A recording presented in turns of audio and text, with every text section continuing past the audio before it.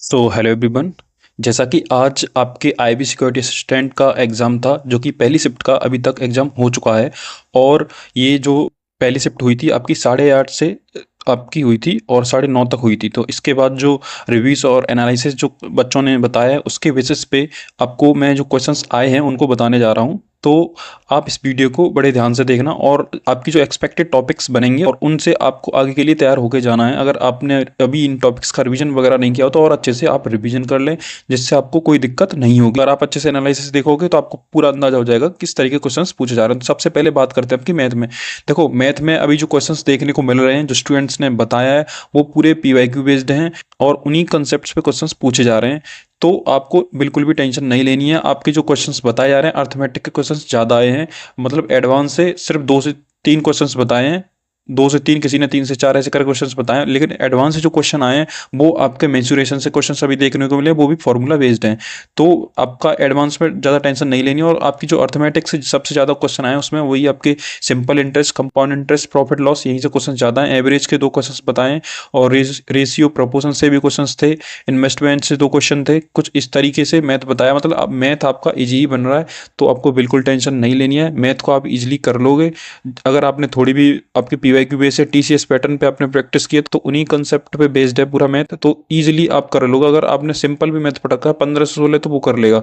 तो मैथ में आपको बिल्कुल दिक्कत नहीं आएगी, इजीली आप कर पाओगे। ठीक है। इसके बाद बात करते हैं आपकी इंग्लिश की। देखो, इंग्लिश में बताया स्टूडेंट्स ने, आपकी स्पॉटिंग एरर से क्वेश्चंस थे, पैसेज वगैरह भी पूछा है। पैसेज जो कि एक ग्रामर बेस्ड भी हैं उसमें क्वेश्चन, और बुकेब वाले में, तो दोनों तरीके से पूछे जा रहे हैं। और बुकेब जो आई है आपके सिनोनिम्स के क्वेश्चंस बताएं, 2 से 3 सिनोनिम एंटोनिम्स के। और वन वर्ड से भी क्वेश्चंस थे आपके 2 क्वेश्चन, और ईडियम फ्रेजेस से भी आपके 2 क्वेश्चंस थे। इस तरीके से आपकी बुकेब बनी है। बुकेब बिल्कुल आपकी ब्लैक बुक पे बेस्ड है, यानी वही आपके टीसीएस वाले क्वेश्चंस जो हर एग्जाम में देखने को मिलते हैं मोस्टली, तो वही उसी बेसिस पे आपकी जो इंग्लिश में बुकेब है पूछी जा रही है। अब अगर आपने ब्लैक बुक कर रखी है तो बुकेब के लिए आप बिल्कुल टेंशन मत लो, आराम से बुकेब आपकी हो जाएगी। वही टीसीएस के पैटर्न पर ही बुकेब इजी पूछी जा रही है। ठीक है। और जो इंग्लिश में और बताया, प्रीपोजिशन और वर्ब फिलिंग वगैरह से क्वेश्चंस थे थोड़ा फिलअप टाइम में, तो इजीली आप कर लोगे, कोई टेंशन नहीं आएगी। इंग्लिश भी डुएबल थी, कोई दिक्कत नहीं आई है स्टूडेंट्स को।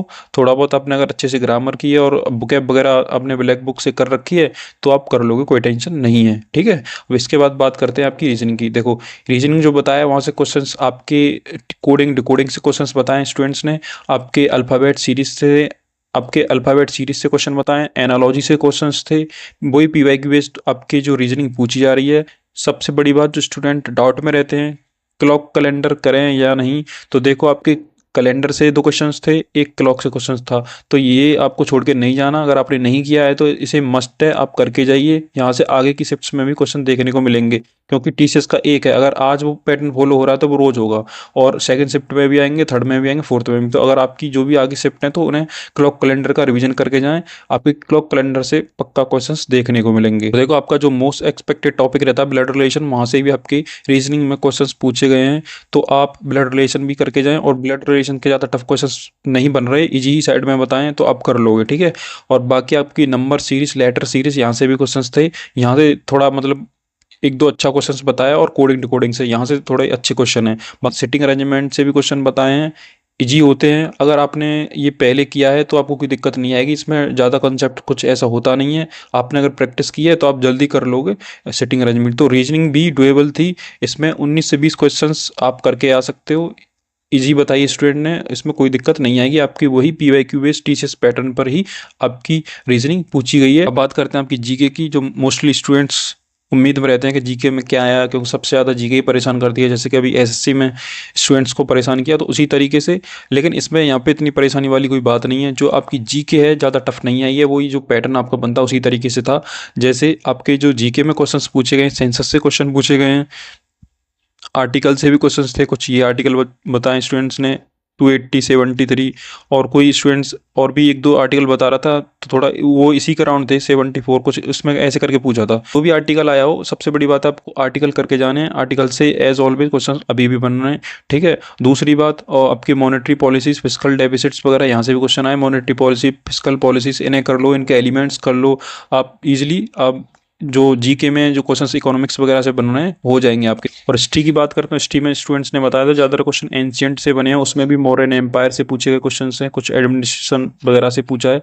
और दूसरी बात करें इसमें एंशियंट में ही आपकी वैदिक पीरियड से भी क्वेश्चंस आए हैं, इंडस वैली सिविलाइजेशन से भी क्वेश्चंस मतलब देखने को मिले आपको। ओवरऑल जो ये आपका एंशियंट जो थीम बनता है आपका पूरा, इसे करके जाना है, ठीक है। और इसके बाद बात करें साइंस में, थोड़ी साइंस टेक टाइप के इजी क्वेश्चंस आए हैं, मतलब आप कर लोगे। आप थोड़ा इन्हें भी देख के जाना, आपके जो इसरो के जो थोड़ा मिशन वगैरह हैं तो इन्हें कर लोगे। और उसके बाद आपके अमेंडमेंट से क्वेश्चन है, 52nd अमेंडमेंट पूछा था, तो इस तरीके से आपके अमेंडमेंट से भी क्वेश्चन आ रहे हैं, तो अमेंडमेंट भी करके जाना है, इसे छोड़ के नहीं जाना है। ये हमेशा बन जाते हैं, अमेंडमेंट हो या कोई केस हो इंपॉर्टेंट तो वहाँ से भी क्वेश्चंस बन जाते हैं। बाकी आपका परमानेंट सेटलमेंट वगैरह पूछा था तो इसे भी देख लें, ठीक है। तो इस तरीके से आपके क्वेश्चंस थे, और क्वेश्चन जो डुएबल थे, मतलब आप कर लोगे अगर आपने बेसिक तरीके से, मतलब जैसे आप पढ़ रहे थे पढ़ाए, तो आपको दिक्कत नहीं आएगी जीके में।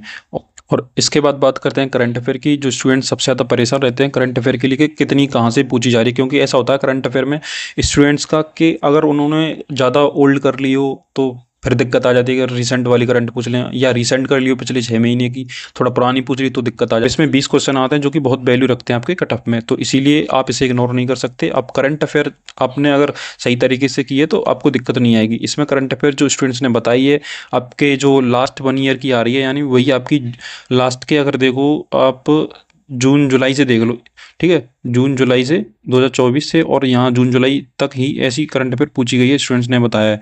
तो आपको लास्ट 1 ईयर की करंट अफेयर जो करके जानी है, ठीक है। और इसके बाद बात करें और क्या क्या देखने को मिला, तो इसमें स्कीम्स पूछी गई हैं। देखो स्कीम्स हमेशा इंपॉर्टेंट रहती हैं, चाहे किसी टाइप से पैटर्न में स्कीम्स वगैरह आ ही जाती हैं, देखो।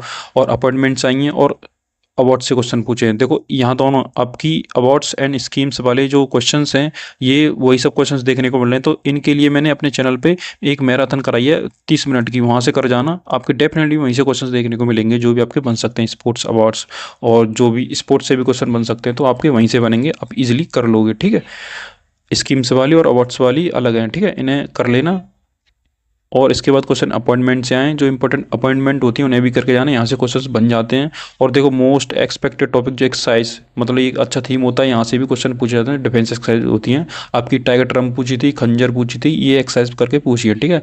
और कुछ भी बताया स्टूडेंट्स ने इकोनॉमिक्स में, किसान क्रेडिट कार्ड वगैरह कुछ पूछा, ईयर वगैरह कब लॉन्च हुआ क्या है, ठीक है। और सेंसेक्स का कंफर्म नहीं है, लेकिन स्टूडेंट ने बताया कि नहीं हाँ क्वेश्चन था यहाँ से।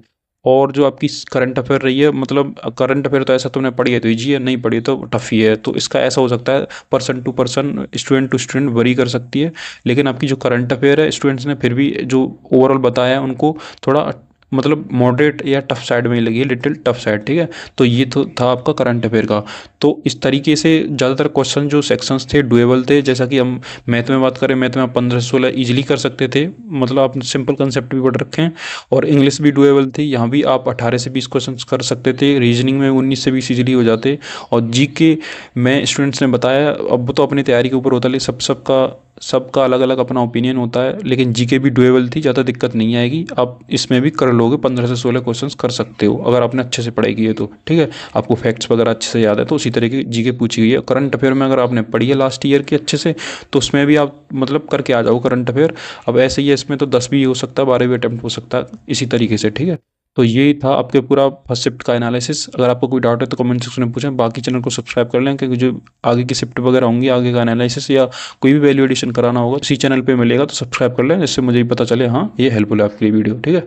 बाकी मिलते हैं नेक्स्ट वीडियो में, बेस्ट ऑफ लक।